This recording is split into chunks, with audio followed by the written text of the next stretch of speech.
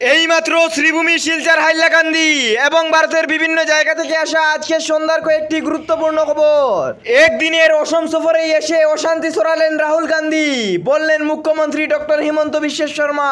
বৃহস্পতিবার গোয়ালপাড়া পাইকান সংরক্ষিত বনাঞ্চল উচ্ছেদ অভিযানে গুলি চালনা, একজন ব্যক্তির মৃত্যু এবং 21 জন পুলিশ ও বন আধিকারিক আহত হওয়ার ঘটনার জন্য সরাসরি কংগ্রেস নেতা রাহুল গান্ধীকে দায়ী করেছেন মুখ্যমন্ত্রী ডক্টর হিমন্ত বিশ্ব শর্মা। তিনি বলেন, একদিনের সফরে এসে গোটা রাজ্যে এতটা অশান্তি ছড়িয়েছেন কংগ্রেস নেতা রাহুল গান্ধী, তাকে রাজ্যের শান্তিপ্রিয় সাধারণ মানুষ ক্ষমা করবেন না। মুখ্যমন্ত্রী বলেন, রাহুল গান্ধী অসমে এসে প্রকাশ্যে সংরক্ষিত বনাঞ্চল দখলের জন্য অনুপ্রবেশকারীদের উৎসাহ দিয়েছেন। তার দায়িত্ব জ্ঞানহীন ও বিস্ফোরক মন্তব্য অনুপ্রাণিত হয়ে আজ হিংসাত্মক জনতা আমাদের পুলিশ এবং বন বিভাগের কর্মীদের উপর হামলা চালায়। পাইকান সংরক্ষিত বনে জোরপূর্বক দখল নেওয়ার চেষ্টা করে পরিস্থিতি সামাল দিতে পুলিশকে গুলি চালাতে হয় এবং এক ব্যক্তির মৃত্যু হয়। আমাদের উচ্ছেদ অভিযান শান্তিপূর্ণভাবেই চলছিল। রাহুল গান্ধী এসে বিস্ফোরক মন্তব্য করে আজ অসমে অশান্তি। আমসু যতই আন্দোলন করুক না কেন উচ্ছেদ চলবেই, বললেন মন্ত্রী চন্দ্রমোহন পাটোয়ারি। আমসু যতই আন্দোলন করুক না কেন উচ্ছেদ চলবেই, কারণ এটা সরকারের কোনো সিদ্ধান্তে চলছে না, কোর্টের আদেশ মর্মে চলছে এই উচ্ছেদ অভিযান। দিল্লি নয়, যেখানে খুশি আন্দোলন হোক না কেন উচ্ছেদ চলবেই। বৃহস্পতিবার বরপেটা রোড আঞ্চলিক বন বিভাগের নবনির্মিত কার্যালয় উদ্বোধন অনুষ্ঠানে সাংবাদিকদের মুখোমুখি হয়ে কথাগুলো বলেন বনমন্ত্রী চন্দ্রমোহন পাটোয়ারি। এদিন মুখ্য অতিথি হিসেবে উপস্থিত ছিলেন মন্ত্রী পাটোয়ারি।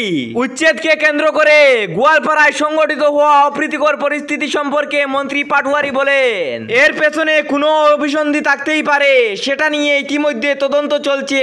এই ক্ষেত্রে যদি কাউকে দোষী বলে প্রমাণিত হয় তবে তার বিরুদ্ধে কড়া পদক্ষেপ নেওয়া হবে। পাটনার হাসপাতালে ভয়ঙ্কর ঘটনা। পাটনার হাসপাতালের আইসিইউতে ঢুকে রোগীকে খুন করলো 5 দুষ্কৃতী। বিহারের রাজধানী পাটনায় হাসপাতালের ভিতরে গুলি চললো। হাসপাতালে চিকিৎসার জন্য নিয়ে আসা এক আসামিকে গুলি করে খুন করলো 5 দুষ্কৃতী। এই ঘটনায় হাসপাতালে আতঙ্ক ছড়ায়। ঘটনাটি বৃহস্পতিবারের। এই ঘটনায় 12 জনকে আটক করে জিজ্ঞাসাবাদ চালায় পুলিশ। পুলিশ সূত্রের খবর অনুযায়ী নিহতের নাম চন্দ্রন মিশ্র। অসুস্থতার জন্য তাকে পাটনার পারস হাসপাতালে নিয়ে আসা হয়েছিল। আচমকাই সেখানে 5 দুষ্কৃতী ঢুকে যে ওয়ার্ডে চন্দন ছিলেন সেই ওয়ার্ডে ঢুকে তাকে গুলি করে খুন করে দুষ্কৃতীরা। তারপর পালিয়ে যায় দুষ্কৃতীরা। হাসপাতালের ভিতরে গুলি চালিয়ে এক রোগীকে খুন করে নির্বিঘ্ন দুষ্কৃতীরা কিভাবে পালিয়ে গেল তা নিয়ে প্রশ্ন উঠেছে।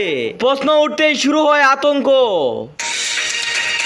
চামেলা বাজারে ডাকাতি, মারপিট ও স্বর্ণালঙ্কার সহ লুট, নগদ অর্থ।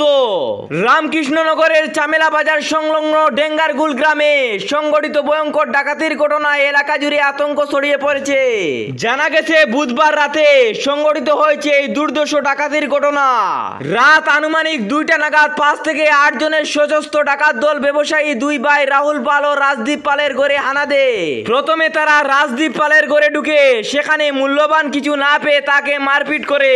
পরবর্তী ডাকাতরা রাহুল পালের গ্রিল ও দরজা ভেঙে ঘরে প্রবেশ করে তাকে আক্রমণ করে।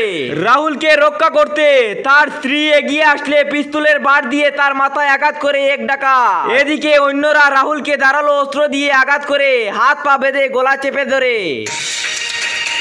রেল লাইন পার হওয়ার সময় জনশতাব্দীর ধাক্কা, যার গ্রামে ছিন্ন ভিন্ন 3টি হাতির দেহ। ফের ট্রেনের ধাক্কায় হাতির মৃত্যু। এবার ঘটনাস্থল ঝাড়গ্রাম। রাতের অন্ধকারে রেল লাইন পার হতে গিয়ে বেঘোরা মৃত্যু হলো একটি শাবক ও 2টি পূর্ণবয়স্ক হাতির। এই ঘটনায় ফের প্রশ্নের মুখে রেল কর্তৃপক্ষের। সুনাইয়ে ট্যাক্স কালেক্টরের ওপর হামলা, গৌহাটি থেকে গ্রেফতার 2 অভিযুক্তকে। সুনাইয়ে বাজারের ট্যাক্স কালেক্টরের ওপর হামলায় জড়িত 2 অভিযুক্তকে গৌহাটি থেকে গ্রেফতার করলো পুলিশ। ঘটনার মাস দিন পর বুধবার রাতে গৌহাটি থেকে মূল অভিযুক্ত পিঙ্কু লস্কর ও তার ভাই রিঙ্কু লস্করকে গ্রেফতার করতে সক্ষম হয় পুলিশ। ফেরার আরো 5 অভিযুক্তকে পাকড়াও করতে পুলিশ অভিযান অব্যাহত রেখেছে বলে জানা যায়। উল্লেখ্য, গত 12 জুন রাত আনুমানিক 10:30টা নাগাদ সুনাই বাজারে ট্যাক্স কালেক্টরের ওপর দলবদ্ধভাবে প্রাণঘাতী হামলা চালায় দুষ্কৃতীরা। এরপর উত্তপ্ত হয়ে ওঠে সুনাই বাজার। কাটিগড়ায় নাবালিকা অটোযাত্রীর শ্লীলতাহানি, চালক ও সঙ্গীর কারাদণ্ড। নাবালিকা যাত্রীর শ্লীলতাহানির ঘটনায় কাতারের স্পেশাল জজ নারায়ণ কুবির আদালত কারাবাসে সাজা শুনালো চালক ও তার সঙ্গীকে। সাজাপ্রাপ্ত চালক দিদারুল ইসলাম কাটিগড়া থানা এলাকার তারিণীপুর দ্বিতীয় খণ্ডের বাসিন্দা এবং সাক্ষী বাহারুদ্দিন রাজবর ভুইয়া পশ্চিম গোবিন্দপুর দ্বিতীয় খণ্ডের বাসিন্দা। শ্রীভূমিতে আদালত প্রাঙ্গণে ধর্নায় বসলেন আইনজীবীরা। শ্রীভূমি জেলার জেলা ও দায়রা জজের আদালতে সিভিল জজ সিনিয়র ডিভিশন, সিভিল জজ জুনিয়র ডিভিশন নং 1 এবং 3 এর বিরুদ্ধে প্রতিবাদে বসলেন আইনজীবীরা। আদালত প্রাঙ্গণে 1.5 ঘন্টার ধর্না কর্মসূচি পালনের মাধ্যমে প্রতিবাদ জানান জেলা বার অ্যাসোসিয়েশনের এবং জেলা অ্যাডভোকেট বারের কর্মীরা।